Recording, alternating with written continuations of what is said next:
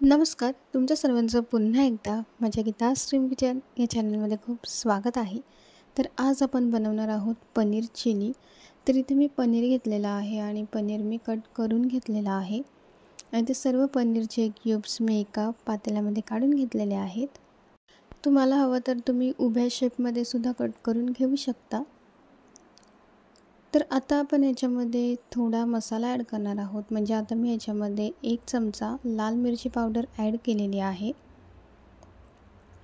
लाल मिरची powder add करून झाल्यानंतर ह्याच्यामध्ये मी थोडं चवीनुसार मीठ ॲड केलेलं आहे. मीठ ॲड करून झाल्यानंतर आपल्याला ह्याच्यामध्ये 1 चमचा पाणी ॲड करायचं आहे. तर इथे मी 1 चमचा पाणी ॲड केलेलं आहे. तर आता हे आपल्याला पूर्ण मिक्स करून घ्यायचं आहे. पूर्ण जे पनीर आहे ते आपल्याला मसाल्यामध्ये छान मिक्स करून घ्यायचं आहे. तर इथे आता सर्व पनीर मी मसाल्यामध्ये छान मिक्स करून घेतलेले आहेत. इथे तुम्ही बघू शकता मस्त असे मिक्स झालेले आहेत. तर आता आपण पनीर चिली बनवण्यासाठी घेणार आहोत.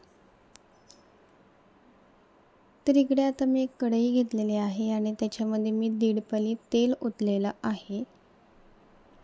तर इथे मी 1.5 पळी तेल घेतलेलं आहे. तेल आपल्याला छान गरम होऊ द्यायचं आहे. तेल गरम झाल्यानंतर आपण जे पनीर मसाल्यामध्ये छान मिक्स करून घेतलेलं आहे ते पनीरचे क्यूब्स आपल्याला तेलामध्ये फ्राय करण्यासाठी ठेवून द्यायचे आहेत. तर इथे मी सर्व पनीर तेलामध्ये छान फ्राय होण्यासाठी ठेवून दिलेलं आहे. आपल्याला हे पनीर स्लो फ्लेमवरती छान परतवून घ्यायचे आहेत, छान भाजून घ्यायचे आहेत सर्व साईडने.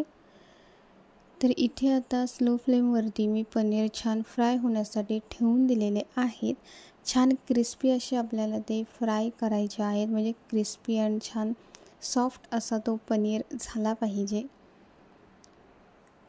तर इकडे आता सर्व साईडने मी पनीर छान फ्राय करून घेतलेलं आहे आणि तुम्ही बघू शकता कोटिंग खूप छान आहे. छान क्रिस्पी अशी झालेली आहे. कलरसुद्धा खूप छान आलेला आहे आणि छान सॉफ्ट असं पनीर झालेलं आहे.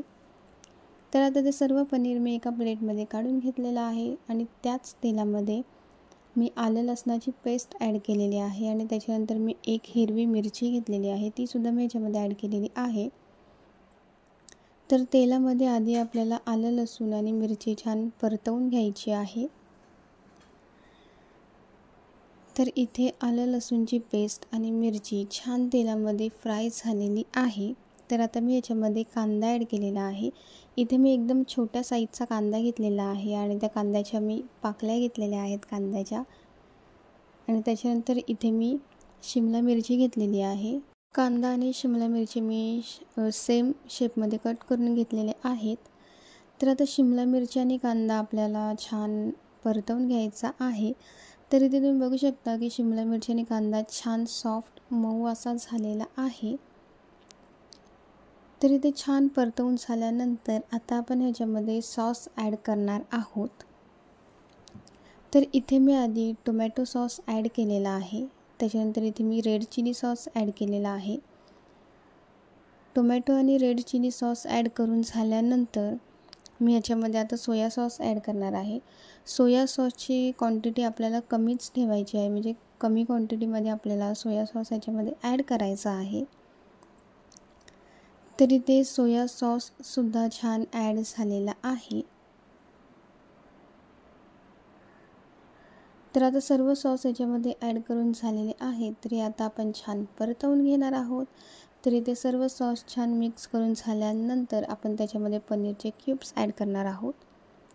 तरी ते पनीरसुद्धा मी ॲड केलेलं आहे आणि हे पनीरसुद्धा आपल्याला आता त्या सॉसमध्ये छान मिक्स करून घ्यायचं आहे.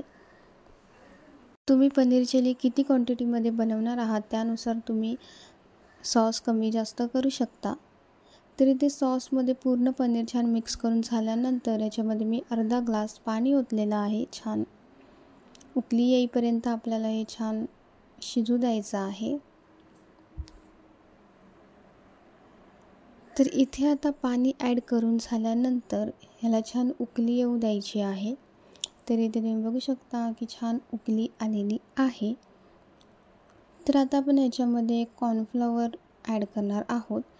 तर इथे मी कॉर्नफ्लॉवर घेतलेला आहे. कॉर्नफ्लोअरमध्ये आपल्याला थोडं पाणी ॲड करायचं आहे आणि ते पूर्ण कॉर्नफ्लोअर आपल्याला पाण्यामध्ये छान मिक्स करून घ्यायचं आहे. तरी ते कॉर्नफ्लोअर छान मिक्स झालेलं आहे आणि हे कॉर्नफ्लोअरचं पाणी आता मी ह्याच्यामध्ये ॲड करणार आहे छान ग्रेव्ही तयार होण्यासाठी. तर इथे मी कॉर्नफ्लॉवरसुद्धा ॲड केलेलं आहे.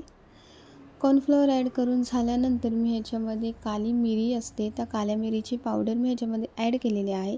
ते मी तुम्हाला दाखवायला विसरली आहे, पण मी ह्याच्यामध्ये काळ्या मिरीची पावडर ॲड केलेली आहे थोडी.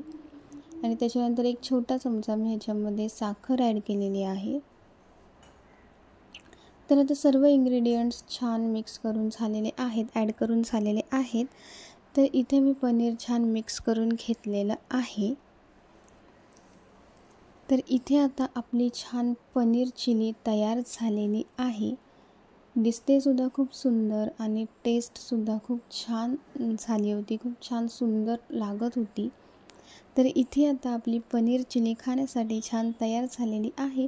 पनीरसुद्धा छान क्रिस्पी अँड सॉफ्ट झालं होतं आणि चवीलासुद्धा उत्तम झालं होतं. तर तुम्हीसुद्धा अशा पद्धतीने पनीर चिली नक्की ट्राय करून बघा. तर भेटूयात मग नेक्स्ट व्हिडिओमध्ये नेक्स्ट नवीन रेसिपीसोबत. थँक्यू.